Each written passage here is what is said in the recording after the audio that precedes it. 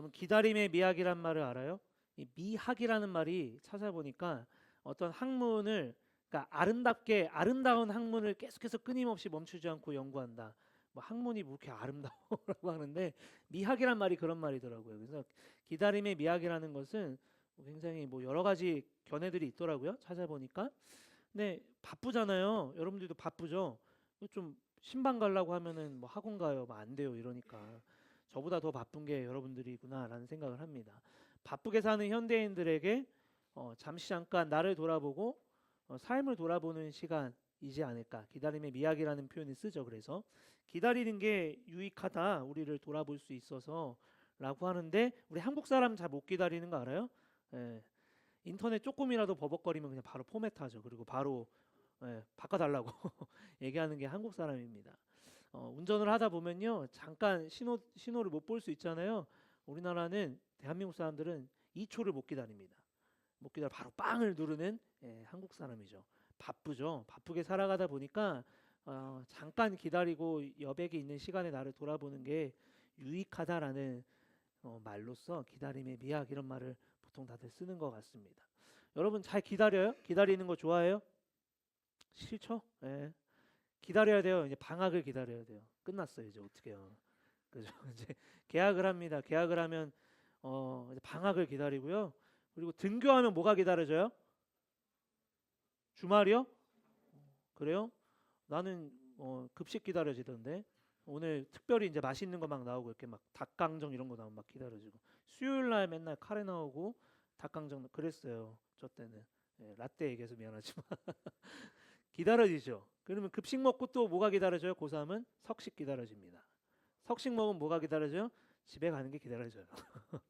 기다려야 돼요. 근데 재밌는 게 뭐냐면 우리는 기다리는 게 좋진 않지만 우리의 인생은 기다려야 돼. 고3은 빨리 끝났으면 좋겠죠. 12월 어느 날이 되었으면 좋겠는데 다 겪어야 돼요. 어쩔 수가 없어. 기다려야 돼. 예, 고1은 뭐 그냥 행복하게 사세요. 지금 행복한 거야. 예. 고2도 행복하게 그냥 누리면서 살아요. 오지 마라 이러잖아, 그지? 근데 시간은 오게 되고 그리고 그 기간은 지나가게 된단 말이에요. 예. 기다려야 돼요. 우리는 어쩔 수 없이 기다려야 됩니다.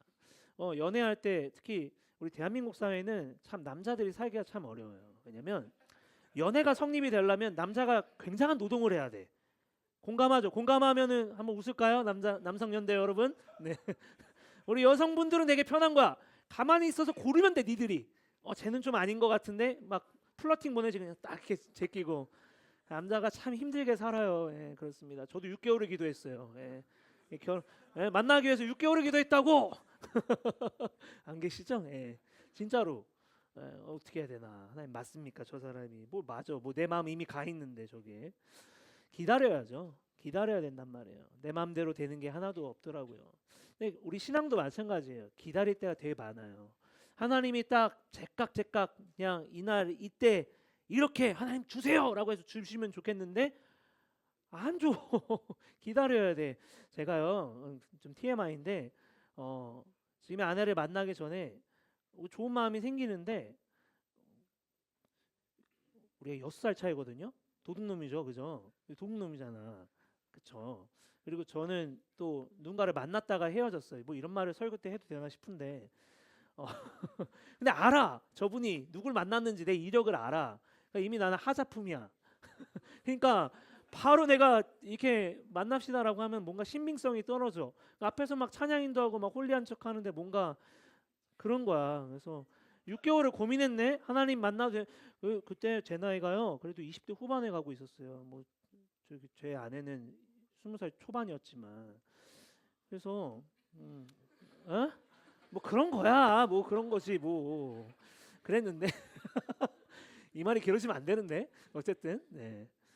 근데 기다렸어요. 제가 기도하면서 뭘 위해서 기도했냐면 뭐 나중에 내가 넉넉하게 궁금하면 카페에서 얘기해 줄게요. 내 앞서가는 마음을 비우기 위해서 되게 많이 기도했어요. 왜냐면 내 마음이 너무 앞서가면 하나님 안 기뻐할 만남이겠구나. 물론 저분의 입장에서는 제 아내 입장에서는 그런 생각 못했겠죠. 근데 저는 되게 진지했어요. 이제 하나님의 부름을 받아서 이제 신학교도 가야 되고 이런 때에 이제 마음이 왔는데 그럼 이제 나는 결혼까지 생각을 해야 되잖아. 그랬어요. 뭐 저만 생각했죠. 20대 초반인데 결혼 생각했죠. 예, 그랬어요. 저는 그랬어요. 진지하게 만나야겠구나. 근데 그 기다림이 참 쉽진 않지만 기다려야 되더라고요. 하나님 이분이 맞습니까? 이미 내 마음은 여기 있는데 뭘 맞냐 안 맞냐 해서 기도하냐라고 할 수 있겠지만 사람과 사람을 만나는 거에 있어서도 단순한 여러분들이 흔하게 뭐 남녀가 연애를 할 수 있지만 기도해야 되고 기다려야 되더라고요. 경험을 해보니까요. 우리는 끝까지 기다려야 돼요. 그 기다림이요. 기다림 속에서 그 믿음이 자라고 기다림 속에서 하나님 뜻을 알게 됩니다. 그래서 기다림이 굉장히 중요한데 자 오늘 본문은요. 누가복음 8장은 특별히 세 가지에 대해서 하나의 주제에 세 가지로 나눠서 얘기합니다. 하나님 나라에 대해서 예수님 말씀하세요. 그래서 세 가지 단락으로 보는데 씨 뿌리는 비유 그리고 빛의 비유 예수님의 말씀에 반응하는 자에 대한 칭찬 이게 누가복음 8장을 구성하고 있어요. 특별히 오늘 우리는 씨 뿌리는 비유를 볼 건데 우리가 먼저 알아야 될 것은 왜 이 비유로 말씀하시는지를 알아야 되잖아요. 예수님이 이미 유명한 분이에요. 그래서 많은 사람들이 예수님을 너무 궁금해해서 수많은 사람들이 예수님을 따라다니고 있었던 상태입니다. 그래서 오늘 4절 말씀 볼까요? 4절에 이렇게 말하죠. 무리가 많이 모여들고 각 고을에서 사람들이 예수께로 나아오니 예수께서 비유를 들어 말씀하셨다. 무리가 많이 모여들었다. 개역개정에는 수많은 무리다라고 하는데 이 많은 무리들이 어땠을 것 같아요? 예수님을 진짜 막 예수님 말씀을 막 사모해서 내가 하나님 나라의 비밀을 알고 싶습니다. 이런 사람이 많았을까요? 적었을까요? 자꾸 질문하네. 많았을까요? 적었을까요? 대답해봐요. 뭐 아니면 도잖아. 적었죠. 왜 적었을까요? 그렇죠. 다른 걸 기대했을 거예요. 예수님께서 많은 병자들을 고쳤고 그리고 대단한 말씀을 전했고 그러니까 바리새인 랍비가 따라갈 수 없는 깊이를 막 얘기하고 그리고 수많은 기적과 이적을 행하셨어요. 그 소문에 소문이 막 도는 거야. 예수님이 너무 궁금한 거죠. 어떤 분이길래 도대체 병든 자를 막 고쳐내. 궁금하지 않겠어요? 그렇죠? 그런데 그 수준으로 예수님을 따르면 안 된다는 거죠. 예수님이 뭘 말씀하시는지, 예수님이 이 땅에 왜 오셨는지, 예수님이 이 사람들을 막 고치시고 기적과 이적을 행하시면서 뭘 하고 뭘 알려주고 싶으신지에 대해서는 아무도 관심이 없는 거예요. 그냥 눈에 보여지는 그냥 이런 상황들만 보여지는 거지. 자, 목사님의 비유를 들면 막 수련회 가서 이렇게 여러분들 막 기도하고 이러잖아요. 막 눈물 흘리고 그쵸? 우리가 마음이 막 이러니까 눈물 흘리고 막 이런 모습이 와 막 신기하다. 나도 거기 가야지. 근데 왜 눈물을 흘렸는지는 궁금하지 않은 거야. 여러분들이 왜 그렇게 뭔가 기억에 남고 이런 거에 대해서는 관심이 없는 거야. 무슨 말인지 조금 공감이 되나요? 겉만 보는 거죠. 예수님이 그걸 보면서 안 되겠다 싶은 거예요. 그래서 내가 비유로 좀 말을 해야겠다. 하나님 나라의 개념에 대해서 알려줘야겠다라는 것이 오늘 본문의 배경이 됩니다. 자, 예수님께서는요 오늘 비유로 말씀하시는데 씨 뿌리는 비유 다 알죠? 여러분들 다 알잖아요. 저기 절간에 서고사 스님도 아세요. 이 말씀은 다 아는 거란 말이에요. 근데 이 개념이 뭔지에 대해서 우리가 좀 깊이 좀 살펴보고자 하는데 왜 이 말을 하셨냐면 이 말을 하면서 이 앞에 있는 무리들과 제자들 그리고 이 말씀을 듣고 보는 저와 여러분들에게 질문하고 있는 겁니다. 당신은 어떤 유형의 사람입니까? 하나님 나라 말씀, 하나님 나라 복음의 말씀을 듣고 여러분들은 어떻게 반응하고 있어요? 그리고 수많은 사람들이 어떻게 반응하고 있죠? 라는 것을 지금 되묻고 있는 겁니다. 자, 그래서 그런 차원에서 예수님 말씀하는데 사진 하나 띄워주시겠어요? 오늘 씨 뿌리는 비유를 합니다. 이렇게 씨를 뿌리고 있죠. 네. 자, 뭘 하고 있냐면 옆에다가 이렇게 씨를 담는 건데 여기다가 이렇게 팍 뿌리는데 여러분한테 질문할게요. 이 씨가 딱 그 좋은 땅에 딱 꽂혀서 딱 그 열매 맺는 확률이 몇 프로나 되겠어요? 다 들어갈까요? 100%? 100개를 갖고 있으면 이렇게 뿌리면 막 이렇게 뿌리는 거야 대충 이런 식으로 얼마나 바빠. 다른 것도 해야 되는데 일이 바쁘신 것 같아. 기계가 아니죠. 일정하지 않죠. 사람 손이. 그러면 어느 거는 좋은 땅에, 어느 거는 길가에, 어느 거는 돌짝밭에, 어느 거는 가시덤불에 빠질 수 있다는 거죠. 저기 보면 돌이 이렇게 나와 있는 게 있는데 이 팔레스타인 지역의 밭은요. 쟁기질로 파봐야 돌이 있구나를 알 수 있대요. 그러니까 무슨 말이냐면 여기가 좋은 땅인 줄 알고 딱 농부가 뿌렸는데 그 밑에 엄청 큰 바위가 있을 수도 있는 거예요. 그게 돌짝밭으로 오늘 비유를 하고 있는데 쟁기로 캐보지 않으면 몰라요. 그러니까 복불복이다 이 말인 거지. 자, 이 비유를 수많은 무리들이 오니까 예수님이 비유로 지금 하나님 나라 개념에 대해서 하나님 나라와 그 의미에 대해서 이 비유로 씨 뿌리는 비유로 먼저 예수님이 말씀하고자 했던 겁니다. 오늘 5절, 6절, 7절 말씀 같이 읽을까요? 씨 뿌리는 사람이 씨를 뿌리러 나갔다. 그가 씨를 뿌리는데 더러는 길가에 떨어지니 밭에 밟히기도 하고 하늘의 새들이 쪼아먹기도 하였다. 또 더러는 돌짝밭에 떨어지니 싹이 들어서서 밭 말라버렸다. 또 더러는 가시덤불 속에 떨어지니 가시덤불이 함께 자라서 그 기운을 막았다. 자, 길가에 떨어진 씨앗은 길가에 떨어져서 어떻게 된다 그래요? 새가 쪼아 먹었다라고 합니다. 그러니까 뭐 뿌리를 내리고 뭐 이렇게 할 게 없이 그냥 새 밥이 되는 거죠. 아까 그 사진 더 띄워 주시겠어요? 네, 그래서 막 새 그거 말고요. 네, 새 저기서 얘가 지금 쪼아 먹고 있는 거예요. 여기서. 네, 그러니까 뭐 뿌리를 내릴 그게 없는 거죠. 자, 그리고 더러는 바위에 떨어졌다라고 하는데 지금 방금 말씀드렸지만 바위인지 그 밑에 바위인지 좋은 땅인지 몰라요. 이런데 막 돌이 박혀 있는 거예요. 이렇게 캐 보면 그러니까 뭔지 몰라요. 그러니까 그렇게 떨어진 것들이 있는데 바위가 있으니까 뿌리가 안 내리죠. 그래서 결국 말라 버린다라고 말하고 있습니다. 그리고 가시덤불 사진 하나 다른 것도 띄워주세요. 네, 이게 정확하지 않을 수 있는데 이렇게 생긴 게 가시덤불인데요. 최대 2m까지 자란대요. 이 지역에서는. 근데 딱 뿌렸는데 바람이 날려서 그 사이에 딱 들어갔네요.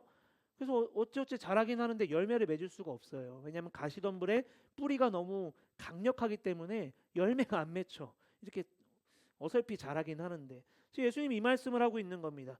그 좋은 땅은 어떻게 될까요? 당연히 좋은 땅에는 뿌리를 내려서 열매를 많이 맺겠죠. 그래서 오늘 8절 말씀 8절 띄워주세요. 같이 읽습니다. 그런데 더러는 좋은 땅에 떨어져서 자라나 100배의 열매를 맺었다. 이 말씀을 하시고 예수께서는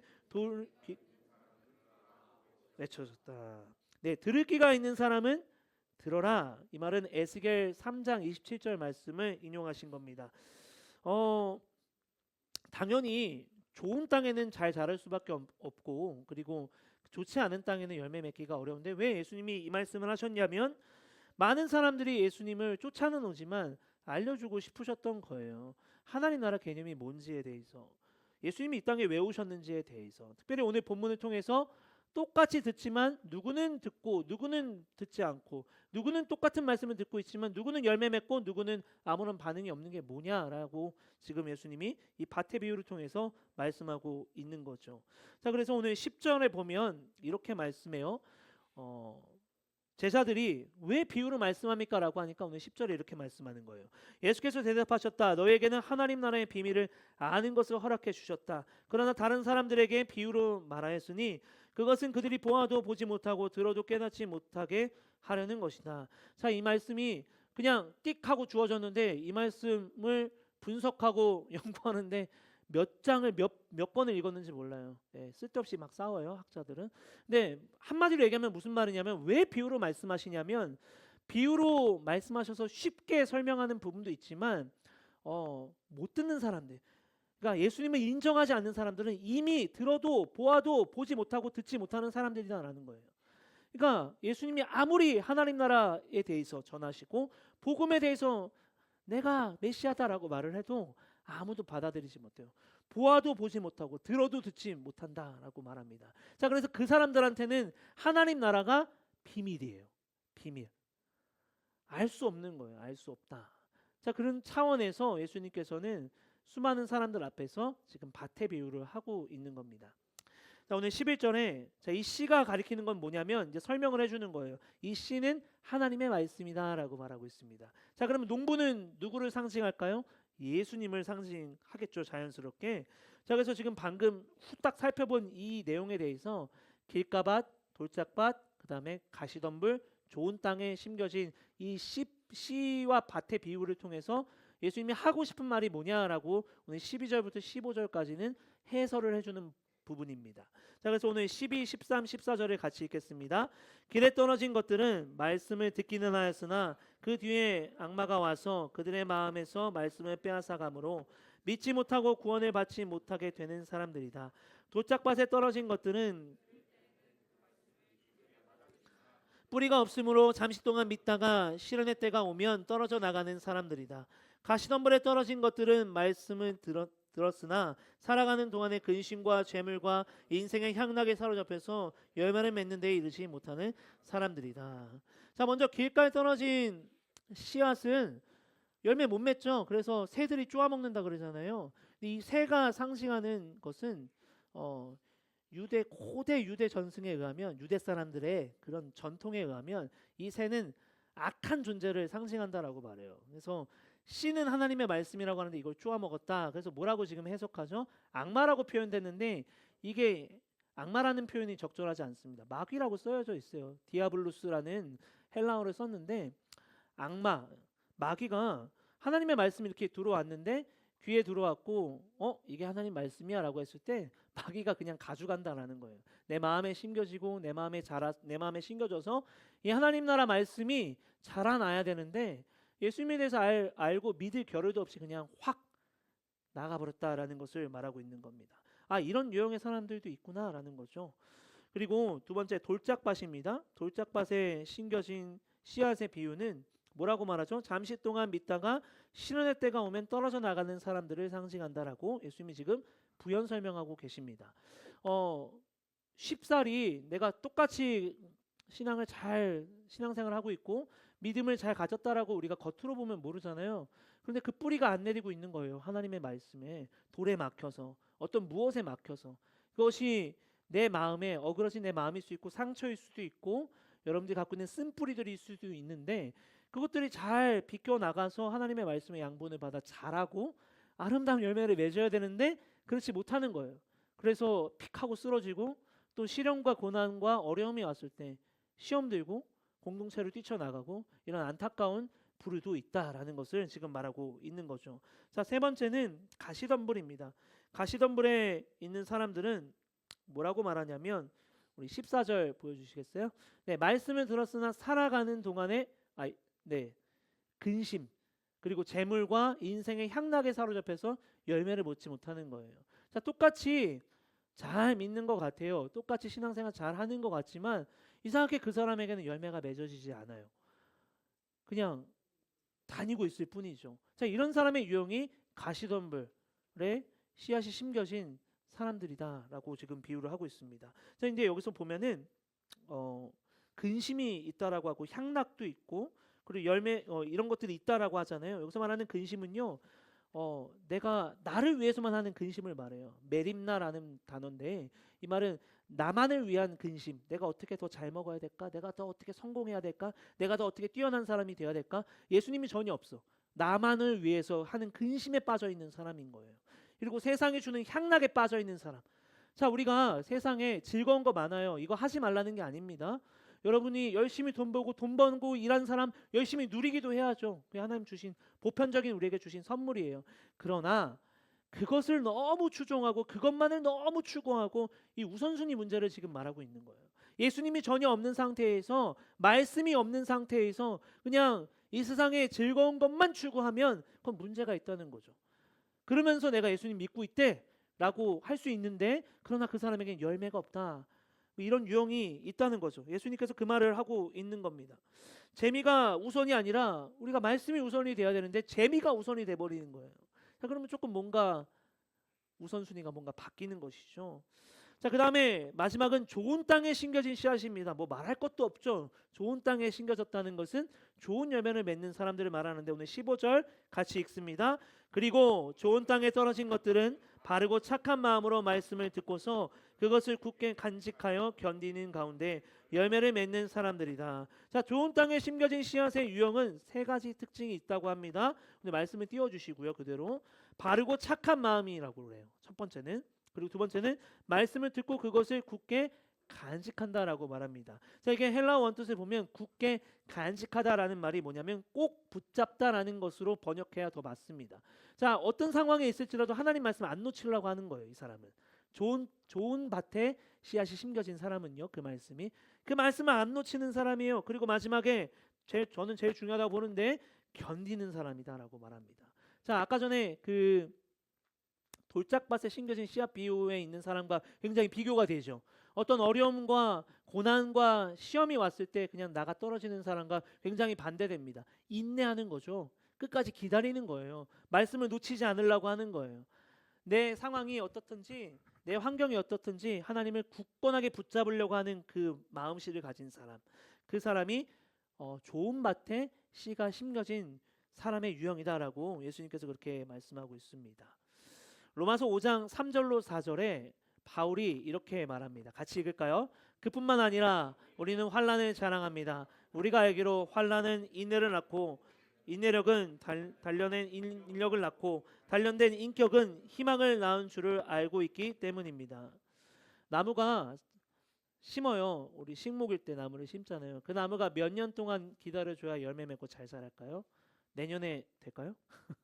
나무에 심으면 내년에 사과 따먹으러 가야지. 사과나무는 최소 3년부터 열매 맺는데요. 상품성이 있는 사과가 아니야. 그것도요. 더 기다려야 되죠. 어떤 나무는 3년, 어떤 나무는 5년, 어떤 나무는 10년쯤 되어야 나무가 자라서 그늘도 만들어주고 열매도 맺고 잎이 풍성한, 사람들이 보기에도 누가 보더라도 아 훌륭한 나무다라고 여긴다고 합니다. 그럼 그때까지 나무는 죽어 있나요? 안 그렇죠. 다 아는 얘기지만 나무는 밑으로도 자란단 말이에요. 자, 우리가 이런 자연의 이치를 생각해 봤을 때 우리 신앙도 어떨까요? 우리는 누구에게 뿌리를 두고 살고 있는가? 어디다가 뿌리를 두고 살고 있는가? 지금 예수님께서는 이 비유를 통해서 이 말씀을 보고 있고 또 그 앞에서 그 말씀을 듣고 있는 사람들한테 묻고 있는 겁니다. 여러분들은 어디다가 뿌리를 두고 계십니까? 라는 거죠. 어떤 밭에다가 뿌리를 둡니까? 하나님의 말씀을 그냥 길가에 내던집니까? 아니면 하나님의 말씀을 여러분 마음에다가 심겨 놓는 여러분입니까? 우리가 좀 질문해 보게끔 하는 말씀이 오늘 본문의 말씀입니다. 우리가 여기다가 놓는다고 하는데 우리가 세상 근심과 나에게 집중하면서 나의 어떤 그런 향락을 즐기면서 혹시 있진 않나요? 그러나 열매 맺지 못합니다. 그 씨앗의 모든 영양분을 다른 세상 것들이 다 뺏어가기 때문에, 가시덤불이 다 빨아가기 때문에 어떠한 성장도 있을 수가 없을 겁니다. 여러분들의 말씀의 씨앗을 어디다 두나요? 보니까 바위가 맞고 있나요? 여러분들의 환경과 고난과 어려움이 맞고 있나요? 여러분 그 뿌리가 그대로 있으면 말라 비틀어 죽습니다. 여러분 그 뿌리를 내려야 됩니다. 좋은 땅으로 향해야죠. 양분을 먹어야죠. 하나님의 말씀, 하나님의 은혜의 양분을 먹을 수 있도록 그 뿌리의 방향은 예수님께 향해야 될 줄 믿습니다. 그래야 우리가 자라요. 그래야 우리가 하나님의 선하신 목적과 뜻을 위해서 우리가 자라고 성장합니다. 그리고 여러분들이 나무가 되어서 누군가의 그늘이 되어주고, 그리고 이 어그러진 세상 가운데 여러분들이 그늘이 되어주고 방패가 되어서 세상을 바꿔갈 수 있는 저와 여러분이 된단 말이죠. 우리가 누구에게 뿌리를 두고 있나요? 어디에 뿌리를 두고 있나요? 오늘 말씀이 우리에게 분명히 말합니다. 좋은 땅에 뿌리를 두십시오. 좋은 땅을 향하여 가십시오. 그리고 끝까지 인내하며 끝까지 기다리며 나아가십시오라고 오늘 예수님께서는 말씀합니다. 어려움이 있을 수 있습니다. 그러나 주님은 신실하신 주님이시죠.